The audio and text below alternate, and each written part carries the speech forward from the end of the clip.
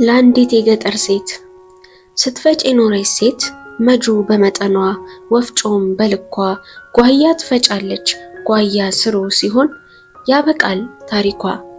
አስባው አታውቅም ወደ ኦናው ምድር ለምን እንደመጣች። ከዕለታት አንድ ቀን ከእናቷ ሆድ ወጣች። ከዕለታት አንድ ቀን ጡት አጎጠጎጠች። ከዕለታት ሌላ ቀን ለባሏ ተሰጠች።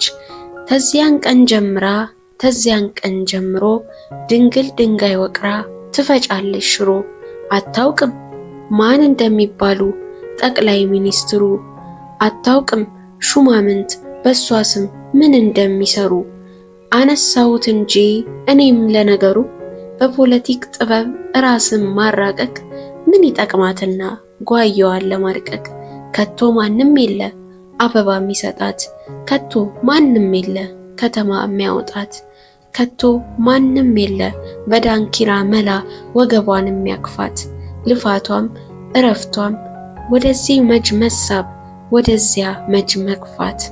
እንደ አባይ ፏፏቴ 1000 ዓመት ቢንጣለል ቢጎርፍም ዱቄቱ እንደ ሲኦል ወለል ጫፍ የለውም ቋቱ። ከዘመናት ባንዱ መስታወት ፊት ቆማ በተወለወለው ፊቷን ለማየት ከፀጉሯ ላይ ያለው ዱቄት ይሁን ሽበት ሲያቅታት መለየት።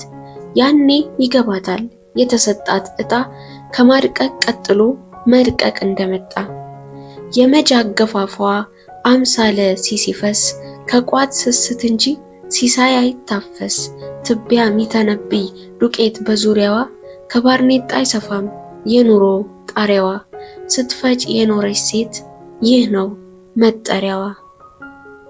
ከበእውቀቱ ስዩም ስብስብ ግጥሞች የተወሰደ